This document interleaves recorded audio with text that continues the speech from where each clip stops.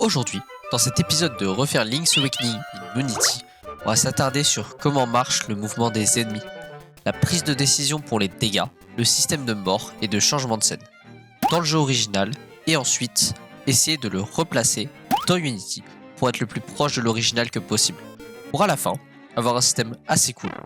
Salut, moi c'est Croc Rouge, et pour apprendre le game développement, je me suis lancé comme défi de recréer le plus fidèlement possible le jeu Link's Awakening, sorti en 1993 sur Game Boy. On va parler en détail de comment faire les mouvements des ennemis, le système de dégâts et de mort du jeu, en allant chercher tous les petits détails dans le jeu de base. La question est donc, est-ce que je vais réussir à reproduire tout cela dans Unity? La réponse arrive maintenant. Le mouvement des ennemis est quelque chose de très important, car si le rendu n'est pas bien, alors le jeu au niveau des combats s'en voit altéré. Regardons donc comment marche le mouvement des moblins dans Link's Awakening. Les mouvements d'un ennemi font partie de la catégorie Enemy Behavior, qui désigne son comportement général. Cette catégorie marche le mouvement des moblins dans Link's Awakening, comme sa vie, ses dégâts, sa vitesse de déplacement des moblins, mais aussi Link's Awakening, sa façon d'attaquer ou de riposter. Est-il agressif comme un moblin ou craintif comme une poule? Les ennemis se déplacent sur les 4 points cardinaux, donc de droite à gauche ou de haut en bas, jamais en diagonale. Ils peuvent décider d'aller 2 fois dans la même direction, mais jamais 3 fois de suite. Ce qui peut compliquer les calculs si le code est mal fait dès le départ. Ils ont aussi une mémoire pour savoir s'ils ont bougé avec leur dernier déplacement, ce qui se fait en gardant en mémoire la dernière direction choisie, pour ensuite comparer la position actuelle de l'ennemi avec la position départ du déplacement. Et si on remarque que les deux sont trop proches, et donc que l'ennemi est face à un mur, alors on élimine la direction qui a mené à ce choix frauduleux. Elle ne pourra donc pas être choisie pour le prochain déplacement. Pour en revenir au stade de notre moblin, leur longueur de déplacement maximale est de 2,5 cases maximum, soit 2,5 tiles sur la tile map. La longueur de leur déplacement peut donc varier de 0,5 à 2,5 tiles par tranche de 0,25. Il y a aussi un petit délai entre chaque déplacement qui varie selon l'ennemi avant de choisir une direction dans laquelle remarcher. Dans notre cas, on n'a pas besoin de gérer un pathfinding avec le moblin, car il n'attaque Link qu'avec des lances, donc à distance. Recréer tout cela dans Unity n'a pas été chose facile, car je n'y connais rien au moteur, ni à comment coder en C#. Mais on apprend au fil du temps. Au début, j'étais parti en visual scripting pour coder ce moblin, mais je me suis rendu très vite compte que cette méthode n'était pas du tout optimisée si je voulais refaire tous les ennemis du jeu. J'ai donc cherché et encore cherché pendant une semaine pour enfin trouver la technique ultime sur comment faire un système d'ennemis simple et réutilisable. Je vais vous parler du synchro-syn Scriptable Object. Le fonctionnement est simple. On crée un code basique qui possède toutes les données de notre ennemi, avec dedans sa vie, dégâts d'attaque, type d'attaque. Ce code, on en fait donc un enfant, qui devient donc l'objet, dans lequel on renseigne toutes ces données pour chaque ennemi. Et c'est cet objet qui stocke aussi toutes les données avec ses icônes, sons et particules. Ensuite, c'est bien beau d'avoir un cube qui possède toutes nos données, mais si on n'en fait rien, il est un peu inutile. Et donc, de ce principe de stockage suit celui d'utilisation de ces données, avec ce que l'on appelle la composition, dont je vais vous expliquer brièvement le principe. La composition est, comme son nom l'indique, un groupement ou regroupement de codes qui font des actions en fonction de variables définies par un scriptable object. Ces codes sont plus souvent spécifiques à une capacité de l'ennemi, donc son saut, ses attaques, ou dans notre cas, les mouvements. Et tous ces codes sont utilisés par leur père, qui est le code principal. C'est le chef d'orchestre. Il donne les ordres de qui fait quoi, à quel moment et dans quel cas.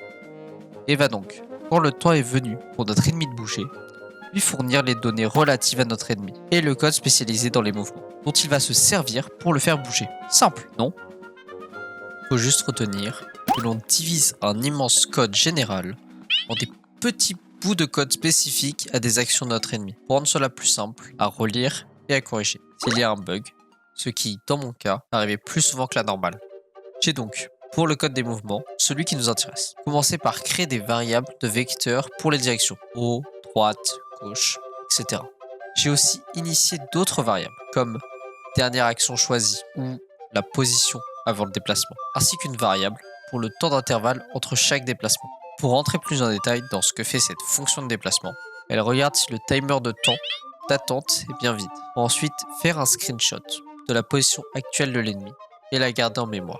Décider d'une direction avec la fonction choix de direction, gardant à l'esprit qu'une direction peut ne pas être prise. Choisir une distance en fonction des datas connues. Appliquer la force dans la direction choisie sur la distance choisie. Et avec cela, on a un système de mouvement qui est quasiment parfait et assez proche de l'original. Mais que seraient des mouvements sans une façon de les arrêter? C'est pour cela que nous allons faire le système de dégâts. Le système de dégâts de Link's Awakening est très simple. Si Link se fait toucher par n'importe quoi que ce soit, une ronce, une flèche, un ennemi, météorite, il réagira toujours de la même façon.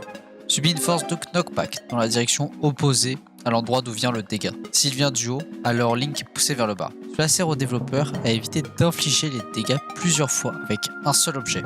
C'est une façon très ingénieuse d'éviter de punir le joueur de façon involontaire.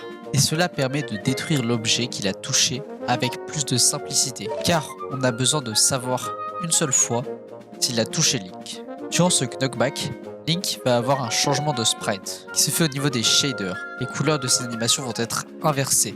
Le jaune va devenir noir, son chapeau va devenir rouge et ses contours noirs deviendront jaunes. Et ces deux états du shader vont s'inverser durant une seconde et un sort de dégâts va se jouer.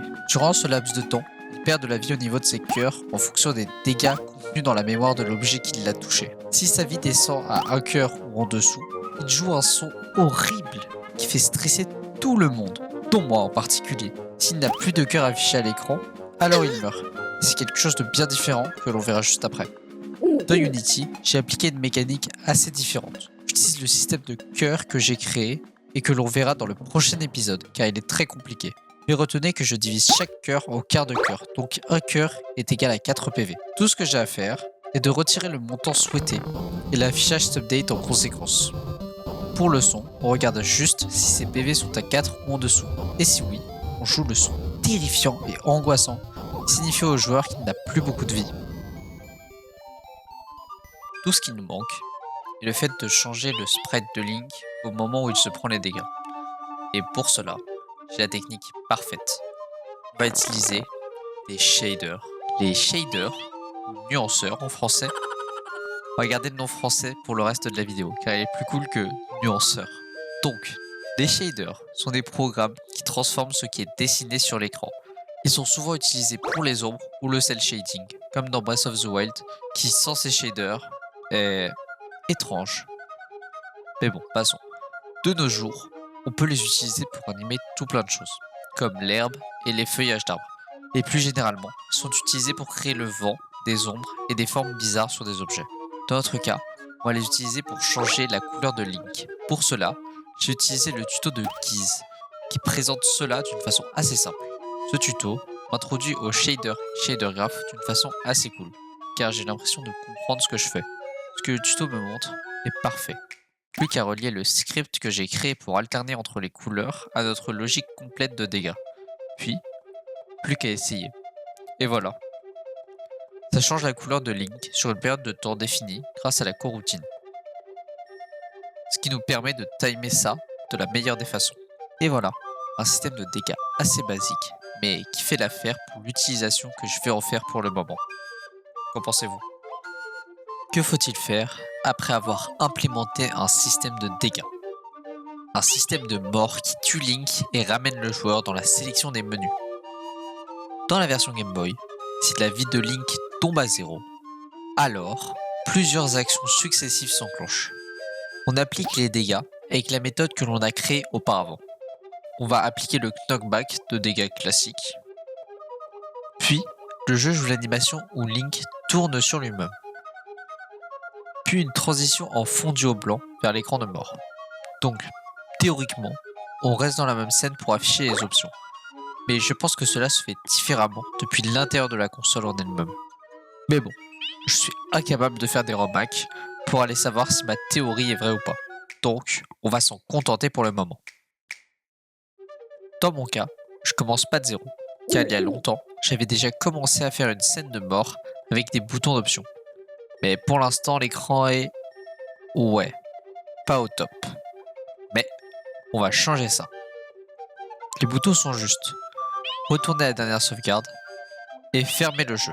Donc, pas des boutons de fou. Pour l'animation, on prend les sprites et les place dans une toute nouvelle animation. Puis on ajoute cette animation dans notre animator. Et comme variable d'activation, mort. Maintenant, dès qu'on inflige des dégâts à Link, on regarde si sa vie descend en dessous de 0. Et donc, si c'est le cas, on va activer la variable de mort qui va faire jouer l'animation. Pour le fondu au blanc, il faut timer les effets, car après une seconde d'animation, le fondu se lance et doit se terminer en même temps que l'animation. Pour cela, on va utiliser plusieurs animations et des key points. J'en ai une pour le fondu au blanc qui dure 1 seconde. J'ai plus qu'à la lancer 1 seconde avant la fin de l'animation de Link. On va ensuite laisser le moteur faire le travail pour passer d'un état à l'autre d'une façon smooth. Ensuite, sur la scène de fin, on met le fond blanc avec au centre Link et on ajoute la petite musique de fond qui nous rappelle notre mort. Et on a une transition vers notre scène de fin qui est plutôt bien. Ah oui, et pour éviter les bugs, je devrais rajouter une condition qui éviterait que dès que Link se prend un dégât, il relance l'animation et soit softlock à l'infini. Cette vidéo était principalement tournée sur moi, qui apprend plein de choses au sujet de Unity, et des petits tricks qui font que j'arrive à m'en sortir sans aucune connaissance. Dans le prochain épisode, j'aimerais me focaliser sur essayer de faire un système de sauvegarde, car le jeu serait beaucoup plus dur sans un bon système de sauvegarde, qui éviterait que chaque mort soit trop punitive, et qui gardera en mémoire les éléments essentiels. J'aimerais aussi vous parler du knockback, que j'ai laissé en arrière-plan sur cette vidéo, mais dont je vais vous initier au principe de la meilleure des façons, car il est un peu long et compliqué à expliquer. Il fera peut-être d'autres choses en plus, comme l'event de quand Link tombe dans un trou, qui est appelé le Fall System. Ce nom n'est pas officiel bien sûr. Je sais qu'il me reste beaucoup à avancer et à travailler sur ce projet, et que je suis très loin de la perfection, même de la fin du projet. Mais il me tient à cœur, et je continuerai à travailler sur Link's Awakening. Mais je suis content de ce que l'on a pu faire aujourd'hui, car chaque petit pas nous rapproche de la fin. Merci d'avoir regardé cette vidéo d'un nouveau format plus explicatif pour moi. Ah oui, si vous avez apprécié la vidéo, c'est des vrais nerds.